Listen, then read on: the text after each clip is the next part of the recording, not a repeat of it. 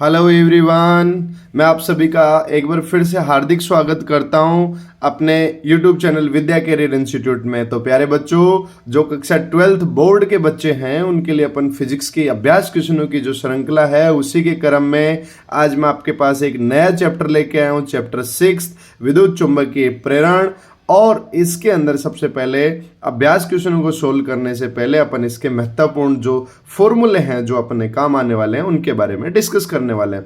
सबसे पहले जो चुंबकीय फ्लक्स आपको पता होता है कि किसी भी चुंबकीय क्षेत्र में रखे हुए सतह से गुजरने वाली चुंबकीय बल रेखाओं की संख्या को आपका चुंबकीय फ्लक्स कहते हैं। तो आपके पास चुंबकीय फ्लक्स को 5b से डिनोट किया जाता है और यहाँ पे ये चुंबकीय क्षेत्र और सदिश क्षेत्र का अदिश गुणनफल होता है BA cos थीटा। इसका मात्रक क्या होता है प्यारे बच्चों? वेबर होता है SI पद्धति में और मैक्सवेल होता है आपके CGS पद्धति में।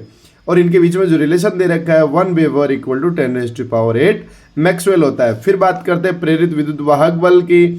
तो प्रेरित विद्युत वाहक बल आपको पता है कि एक तो स्व प्रेरण से एक अन्य प्रेरण दोनों से ही उत्पन्न होता है। इसमें आपको अच्छे से पता है कि किस तरीके से जब आप फ्लक्स में परिवर्तन होता है तो उस वहाँ पे एक प्रेरित विद्युत वाहक बल भी उत्पन्न होता है और धारा का जन्म भी होता है। तो प्रेरित विद्युत वाहक बल जो आपके पास एप्सिलॉन आएगा वो आएगा माइनस n आपके पास कुंडली में फेरों की संख्या है d∅b/dt। प्यारे बच्चों, क्लियर। फिर बात करते हैं प्रेरित धारा की। तो प्रेरित धारा आपको पता है ओम के नियम से V/R। तो प्रेरित विद्युत वाहक बल भी तो एक तरीके से विभव ही है आपका। तो ये एप्सिलॉन और मोड तो आपके पास में ये 1/R तो नहीं, आपके पास में डिनोमिनेटर में रह गया और फिर ये हो गया n d∅b/dt। फिर बात करते हैं कि प्रेरित आवेश कितना हुआ। तो dq बराबर अपन जानते हैं I dt। जैसे I की वैल्यू पुट करते हैं nr/d∅b/dt। तो जैसे ही वैल्यू पुट करेंगे dt से dt कैंसिल आउट हो गया और आपके पास में ये बच गया nr/d∅b। प्यारे बच्चों, ठीक है। उसके बाद में अपन बात करते हैं कि गतिक विद्युत वाहक बल जो आपके पास एप्सिलॉन है उसकी वैल्यू होगी आपके पास BLV। L आपके पास लेंथ है और V वेलोसिटी है और B आपका चुंबकीय क्षेत्र है। बात करते हैं स्व प्रेरकत्व की कि सेम कुंडली उसी के फ्लक्स में परिवर्तन उसी में प्रेरित विद्युत धारा उत्पन्न हो रही है, ठीक है। तो वो आपका स्व प्रेरण गुणांक हो गया L, जिसकी वैल्यू होती है आपके माइनस के एप्सिलॉन di/dt। अगर इस प्रेरित विद्युत वाहक बल देखें तो आपके पास स्व प्रेरण से एप्सिलॉन बराबर माइनस के L इंटू di/dt। और जो स्व प्रेरण या स्व प्रेरकत्व है L, उसकी वैल्यू होती है μn² AL। और यहाँ से म्यू को अगर अपन किसी माध्य में मान के चले तो μr रेस्पेक्टिव आपके पास जो चुंबकशीलता आ गई या पारगम्यता हो गई और μ0n² AL हो गया प्यारे बच्चों आपके, ठीक है। यहाँ पे अगर मैं बात करूँ आपके पास में कि धारा I को स्थापित करने में कितना कार्य किया जाएगा स्व प्रेरित गुणांक की फॉर्म में, तो आपके पास ये आ जाएगा ½ Li²। Very good. अब बात करते हैं अन्योन्य प्रेरकत्व की। अन्योन्य प्रेरकत्व में बच्चों अलग अलग कुंडलियां होती है। एक में तुम धारा जैसे ही प्रवाहित करते हो दूसरी कुंडली के फ्लक्स में परिवर्तन होता है और उसी में एक आपके पास चुंबकीय प्रेरित विद्युत वाहक बल उत्पन्न होता है और उसी से ही आपका प्रेरित धारा भी उत्पन्न होती है। तो अन्योन्य प्रेरकत्व की बात करें तो एप्सिलॉन बराबर माइनस का m di/dt होता है। यहाँ m की value μr μ0 n1 n2 πr1² L हो जाता है आपके पास, L लेंथ है आपके पास। फिर बात करते हैं प्रत्यावर्ती धारा जनित्र की। प्रत्यावर्ती धारा जनित्र आपको पता है कि ये यांत्रिक ऊर्जा को विद्युत ऊर्जा में परिवर्तित करने की एक मशीन है जो विद्युत चुंबकीय प्रेरण के सिद्धांत पर कार्य करती है। यहाँ पे जो गतिक विद्युत वाहक बल आपका उत्पन्न होता है उसकी वैल्यू होती है NBA sin ωt, जहाँ पे NBA आपके पास मैक्सिमम आपके पास जो विद्युत वाहक बल आएगा उसकी वैल्यू हो जाएगी। और यहाँ पे प्यारे बच्चों आप ओमेगा की वैल्यू को 2πν भी क्या कर सकते हो, राइट डाउन कर सकते हो। इस स्थिति में t बराबर 0 सेकंड पर कुंडली चुंबकीय क्षेत्र के अभिलंबवत होती है। ये थे प्यारे बच्चों आपके पास में सारे के सारे फॉर्मूले। और मैं सभी बच्चों को बोलूँगा जिन बच्चों का कल का टेस्ट है वो बच्चे भी, क्योंकि सेकंड टेस्ट आपके रनिंग है इस टाइम RBSE बोर्ड के अंदर, तो मैं इन सभी बच्चों को बोलूँगा कि प्यारे बच्चों सबसे पहले आपको फॉर्मूले याद होने चाहिए। जैसा कि मैंने हर एक फॉर्मूले जो इस चैप्टर में यूज हुए हैं उनको मैंने बारीकी से हर एक चीज़ को डिक्टेट कर दिया है। सबसे पहले आपके पास फॉर्मूले प्रॉपर होने चाहिए। अब बात करते हैं अपन अभ्यास क्वेश्चनों की। इस अध्याय में अभ्यास क्वेश्चन जो अपन लेके आ रहे हैं उन अभ्यास क्वेश्चनों को ऐसे लेके आएंगे जैसे कौन सा फॉर्मूला कहाँ यूज हो रहा है, क्यों हो रहा है, किस तरीके से अपन उस चीज का यूज कर पा रहे हैं। तो आज जो अभ्यास क्वेश्चन अपन लेके आने वाले हैं बच्चों, उनको अपन जनरली क्या करेंगे, रिवर्स में लेके आऊंगा। आज अभ्यास क्वेश्चन जो भी लेके आ रहा हूं आपके समक्ष, उसमें सबसे पहले वो क्वेश्चन करेंगे जिनमें अपन फॉर्मूले पुट करके और किस तरीके से उनके आंसर को फाइंड आउट कर सकते हैं। ओके, तो इसी के क्रम में मैं आपको अभ्यास क्वेश्चन जो आपके पास है इस चैप्टर का, वो अंतिम अभ्यास क्वेश्चन जो आपके पास लेके आ रहा हूं, और यह अभ्यास क्वेश्चन आपकी स्क्रीन के ऊपर ये रहा प्यारे बच्चों। अब इसमें आपको दे रखा है कि पास पास रखे कुंडलियों के एक युग्म का अन्योन्य प्रेरकता 1.5 हेनरी है। यदि एक कुंडली में 0.5 सेकंड में धारा 0 से 20 एम्पियर परिवर्तित होती है तो दूसरी कुंडली के फ्लक्स में परिवर्तन ज्ञात करो। ठीक है बच्चों, इस चीज को अपन देखने के लिए सबसे पहले अपन को पता लगा कि अन्योन्य प्रेरकता हो। देखो अन्योन्य प्रेरकता का आपके पास फॉर्मूला ये रहा, यस और नो। यहां से फिर आपके पास एप्सिलॉन बराबर आप जानते हो अच्छे से कि एप्सिलॉन बराबर एक फॉर्मूला और होता है d∅b अपॉन dt करके। ठीक है, सबसे पहले देखते हैं कि इस क्वेश्चन के अंदर अपन को क्या क्या तो गिवन है और क्या अपन से पूछना चाह रहा है। आ जाओ, सबसे पहले क्या क्या दिया हुआ है इस क्वेश्चन के अंदर प्यारे बच्चों, अपन को दिया है कि अन्योन्य प्रेरकता आपको दे रखा है 1.5 हेनरी, धारा परिवर्तन दे रखा है। देखो 0 से शुरू हुई और 20 तक फाइनल पहुंची तो 20 माइनस 0 तो 20 एम्पियर आपके पास धारा परिवर्तन हो गया। धारा परिवर्तन में जो समय लगा है प्यारे बच्चों वो आपका है 0.5 सेकेंड।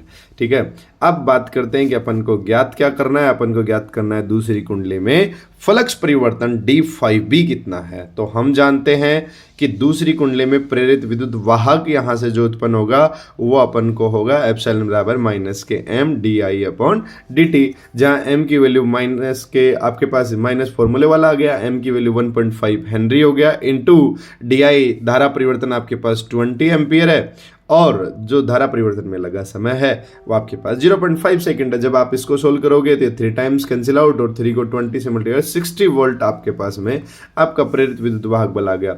अब बात करते हैं अपन इसी के साथ ही एक चीज ये भी जानते हैं कि जो फ्लक्स में परिवर्तन होता है वही प्रेरित विद्युत वाहक बल को जन्म देता है। तब एप्सिलॉन बराबर माइनस के d∅b अपॉन dt हो गया। d∅b में यहाँ पे आइए आपके पास माइनस फॉर्मूला हो गया, d∅ आपके क्या हो गया एप्सिलॉन इंटू dt हो गया। अब अगर मैं देखूं यहाँ पे तो जैसे अपन में एप्सिलॉन का वैल्यू पुट करता हूं माइनस के 60 इंटू dt आगे 0.5 माइनस माइनस को मल्टीप्लाई करोगे देन आपके पास ये पॉजिटिव हो जाएगा। जैसे आप 60 को 0.5 से मल्टीप्लाई करते हो देन आपके पास 30 वेबर इस क्वेश्चन का आंसर आ जाता है। तो प्यारे बच्चों, जो जनरली जो बच्चे गलती कर रहे हैं ना, देखो तुम आंसर को यहीं पे लाके ही छोड़ देते हो। तो मैं यहाँ पे इसके एक्चुअल में जो फिजिक्स है ना, जो आपसे पूछा क्या गया था दूसरी कुंडली में फ्लक्स में परिवर्तन, तो आप ये यहाँ पे लिखो वो बात, दूसरी कुंडली में फ्लक्स परिवर्तन d∅b बराबर 30 वेबर, ये होता है आपका कंप्लीट। ऐसे नहीं होता कि आप यहाँ पे मैथमेटिकल इन चीज़ों को निकाल के छोड़ दो और फिर तुमने तो जो निकाला और तुम सोचते हो कि अगले वाला जो टीचर है जो तुम्हारे एग्जाम की कॉपियाँ होंगी वो उनको जो चेक करेगा आंसर शीट को वो इजीली आपको मार्क्स दे देगा। नहीं देगा बेटा, आपको प्रॉपर तरीके से समराइज करना होगा अपने क्वेश्चन को। ठीक है, क्योंकि ये फिजिक्स का पेपर है न कि कोई मैथमेटिक्स का है कि तुमने वैल्यू जैसे एक्स के पूछे तुमने एक्स फाइंड आउट करे और रख दिए। वहां भी हालांकि प्रॉपर तरीके से एक्स आपने क्या कंसिडर किया था उसकी वैल्यू बतानी होती है, वैसे ही आपको यहां भी प्रॉपर लैंग्वेज में अपने क्वेश्चन का आंसर देना होता है। ओके, ये आपके स्क्रीन के सामने क्वेश्चन नंबर आपका 8 था और इसकी प्रॉपर एक एक स्टेप को आपको क्लियरली समझा रखा है। अब बात करते हैं, अगर आप देखना चाहते हो कि किस तरीके से इस क्वेश्चन को बनाया गया है और आप राइट डाउन करना चाहते हो तो कर लो, या फिर स्क्रीनशॉट लेना है तो वो ले लो। मैं इसको थोड़ा सा जूम आउट और कर दूं, ये लो, अब इजीली आपको दिखाई भी दे रहा होगा।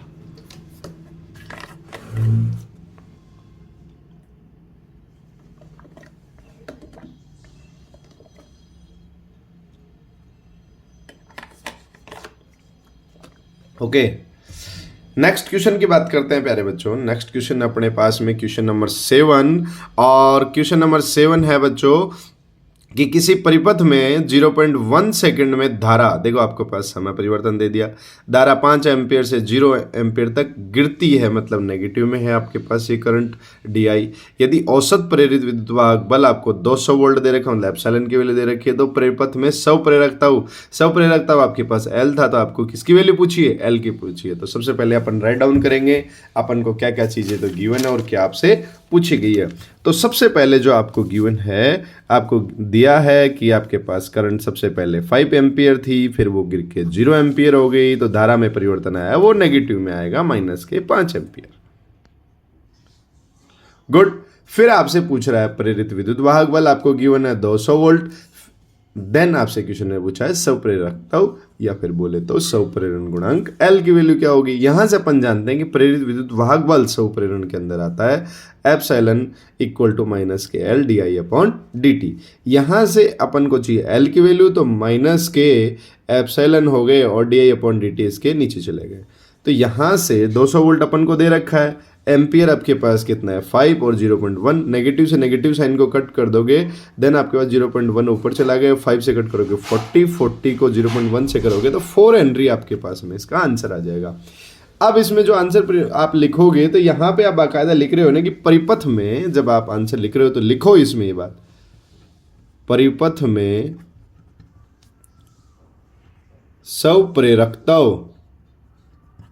स्वप्रेरकता L बराबर 4 हेनरी, ऐसे करके आपके पास प्रॉपर आंसर होना चाहिए। ठीक है, तो आपके पास ये क्वेश्चन नंबर, किसी को परेशान होने की जरूरत नहीं है। और ये क्वेश्चन आपके पास में जो बने, आपके पास में जो कम समय का वीडियो बने जिससे कि बच्चे जल्दी इस चीज़ को कवर कर पाएँ, इसीलिए सबसे पहले मैंने क्वेश्चन को सोल्व कर लिया और सोल्व करके मैं हर एक पॉइंट को आप इजीली डिक्टेट कर पा रहा हूँ। प्यारे बच्चों, जिसको भी लिखना है वो लिख सकता और जिसको भी स्क्रीनशॉट लेना है वो ले सकता है। क्लियरली आपको दिखाई दे रहा होगा।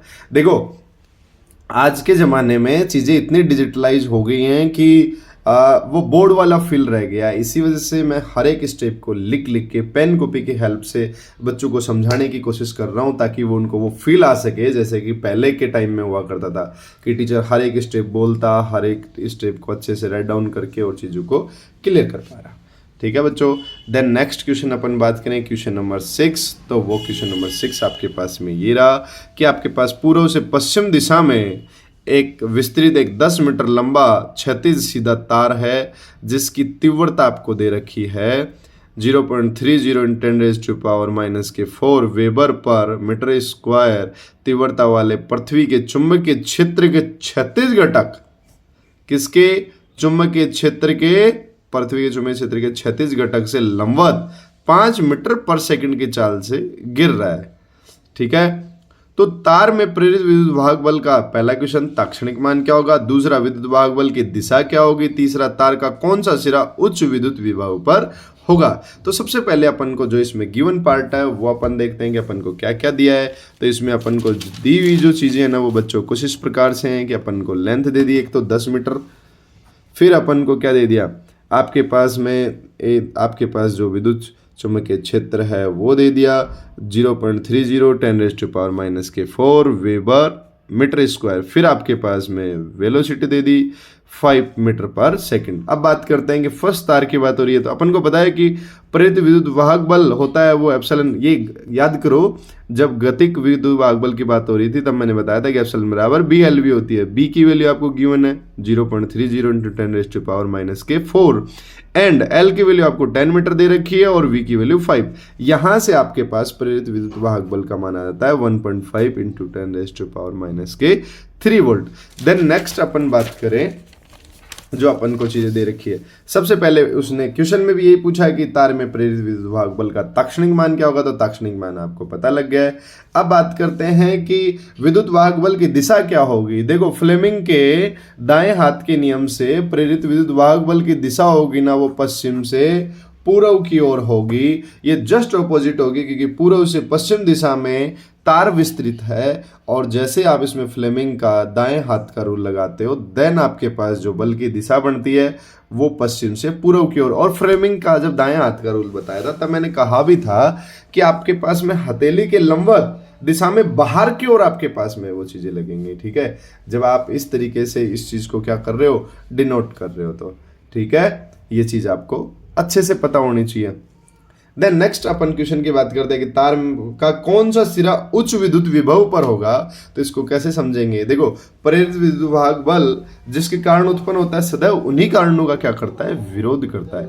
अतः पूर्वी सिरा अधिक विभव पर होना होगा क्योंकि प्रेरित विद्युत वाहक बल पश्चिम से पूर्व की ओर कार्य करता है, इसलिए पूर्वी सिरा आपका अधिक आपके पास में क्या होगा, विभव पर होगा। तो आपके पास ये था क्वेश्चन नंबर 6।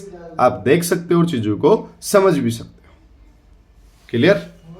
देखो, थ्योरेटिकल क्वेश्चन है ना, उसमें आपको चीजें समझनी पड़ेंगी, किस तरीके से आपके पास लेंज का नियम काम कर रहा है, किस तरीके से आपके पास फ्लेमिंग के दाएं हाथ का नियम काम कर रहा है, और इन चीजों को आप कैसे, देखो रूल तो आपको पता होने चाहिए भाई, चाहे लेफ्ट हैंड रूल हो, राइट हैंड रूल हो, या फिर, और मैंने इनके एनिमेशन शॉर्ट्स भी आपके पास में डाल रखे, तो आप वहाँ से चीज़ों को समझ सकते हैं। और ये बात तो आपको इंडक्शन वाले चैप्टर को जब पढ़ाया था तभी आपको चीज़ें बताई थी कि किस तरीके से जो प्रेरित विद्युत वाहक बल होता है वो उन्हीं कारणों का विरोध करता है जिन्हीं कारण वह उत्पन्न हुआ। ठीक है, देन नेक्स्ट क्वेश्चन की बात करते हैं, क्वेश्चन नंबर 5। और क्वेश्चन नंबर 5 आपके पास में ये है कि 1 मीटर लंबी धातु की छड़ उसके एक सिरे से जाने वाले अभिलंबवत अक्ष के परित 400 रेडियन पर सेकंड की कोणीय आवर्ती से घूर्णन कर रहा है। देखो, आपको ओमेगा दे दिया, आपको एल दे दिया। छड़ का दूसरा सिरा एक धात्विक वलय से संपर्कित है। अक्ष के अनुदेश सभी जगह 0.5 टेस्ला का एक समान चुंबकीय क्षेत्र है, तो आपको बी भी गिवन है। वलय तथा अक्ष के बीच स्थापित विद्युत वाहक बल की गणना करनी है।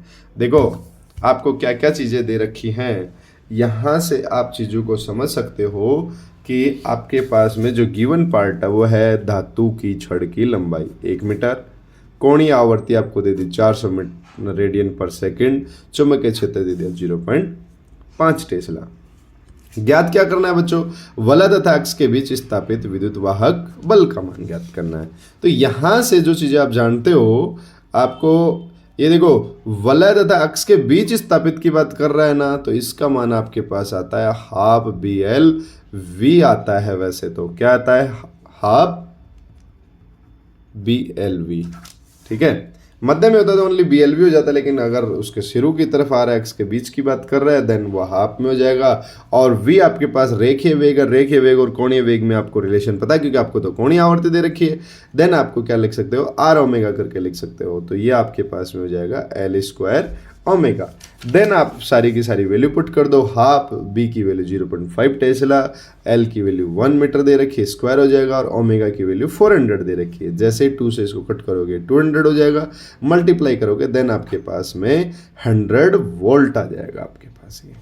ठीक है प्यारे बच्चों, ये आपके पास क्वेश्चन था कि कितना होना चाहिए प्रेरित विद्युत वाहक बल, तो ये होना चाहिए आपके पास 100 वोल्ट।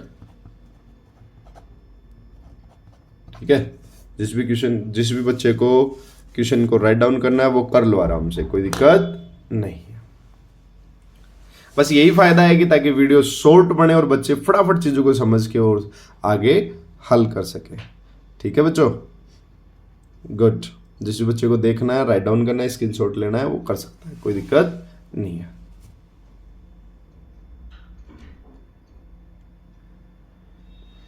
देन अब मैं बात करता हूं आपके पास नेक्स्ट क्वेश्चन नंबर 4। वो आपको दे रखा है कि एक आपके पास आयताकार लूप है जिसकी लेंथ 8 सेंटीमीटर है एवं वेड्थ आपके पास 2 सेंटीमीटर है। तो सबसे पहले तो यूनिटी चेंज कर लो, दोनों को मीटर में हो जाएंगे।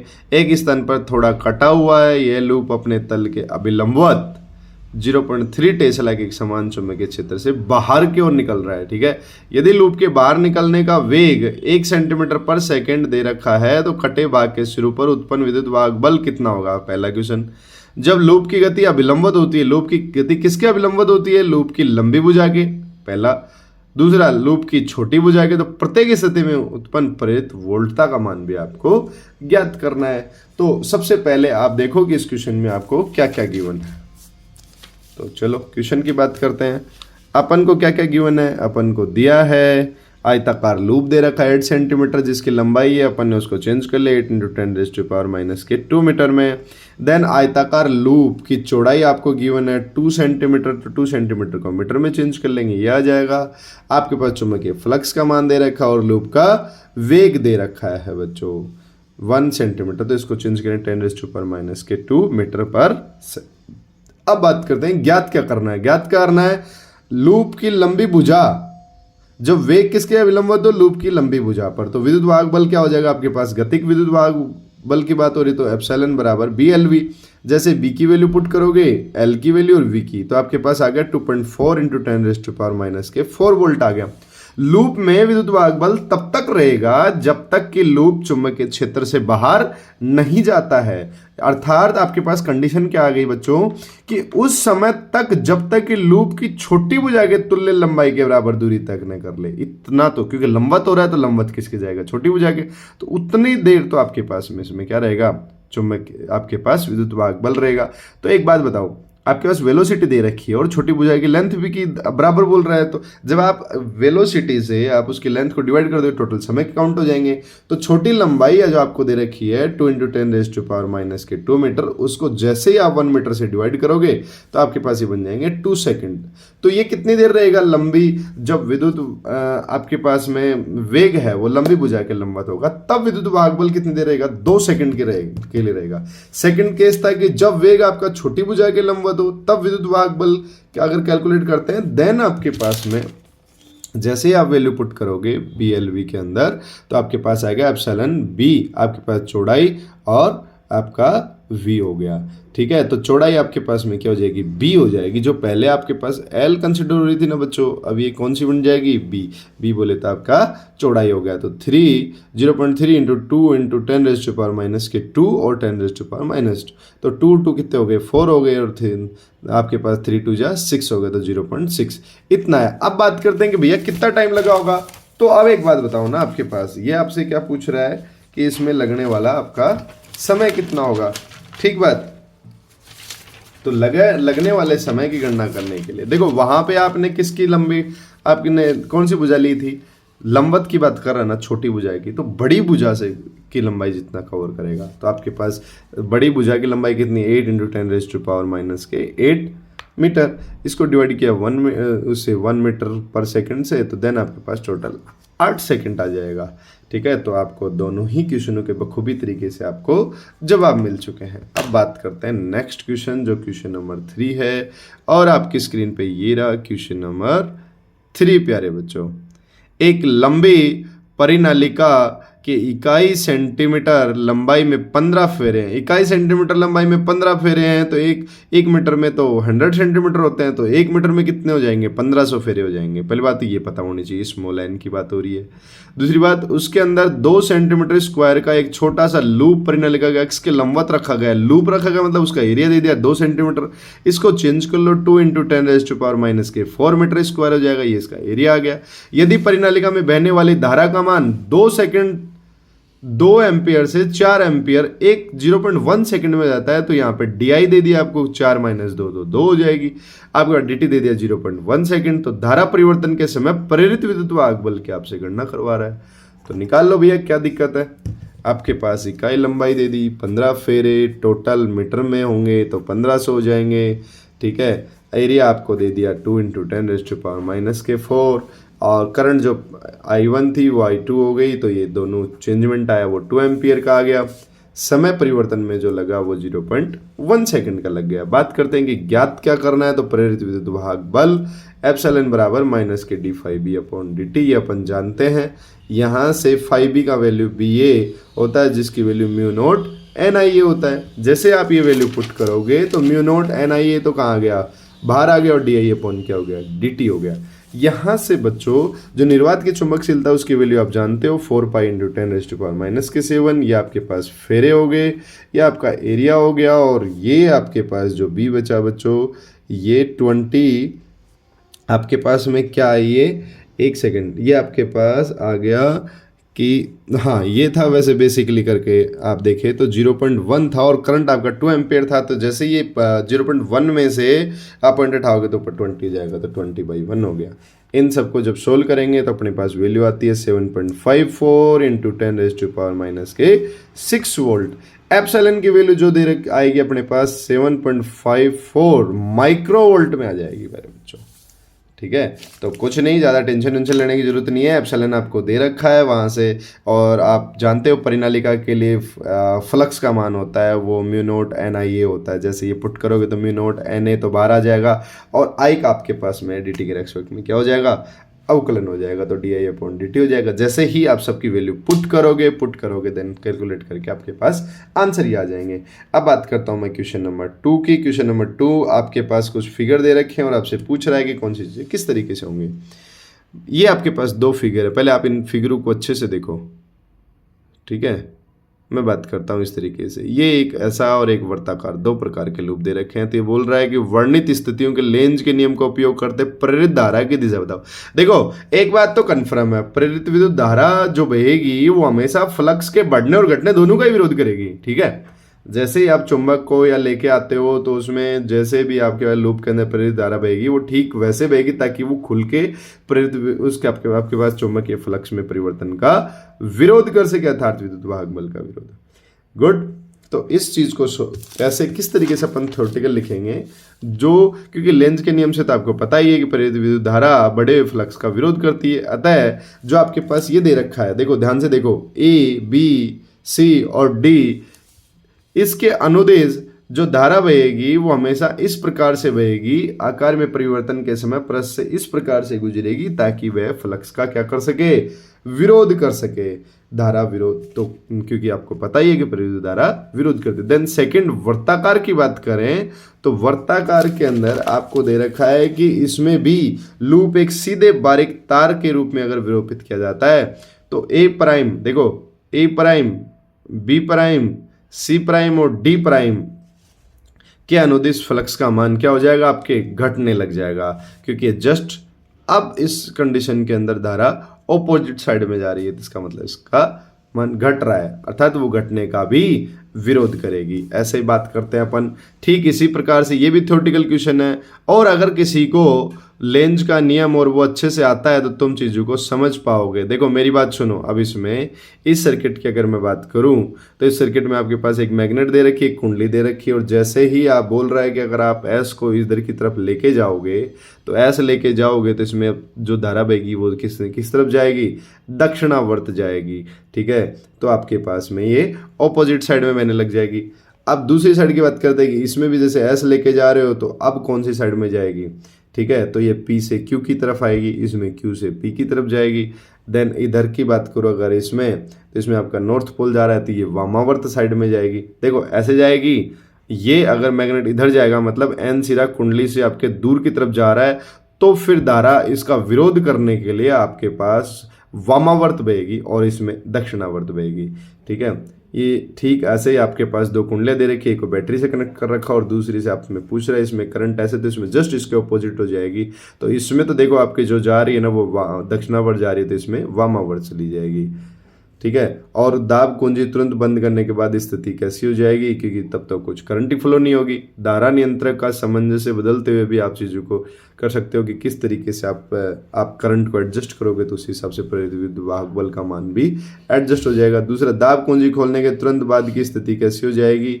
जैसे आपने दाब कुंजी को खोला तो आप इसके अंदर करंट फ्लो होगा तो फ्लक्स के मान में परिवर्तन आएगा। यह आपके पास में धारा आई में एक अचर कमी हो रही है कि किस तरीके से आपके पास करंट फ्लो हो रहा है और राउंड में आपके पास चुंबकीय क्षेत्र का जन्म हो रहा है। तो ये था बच्चे आपके पास चैप्टर नंबर आपका 6, जिनको तुम इजीली और इजी वे के अंदर आप चीज़ों को समझ पा रहे हो।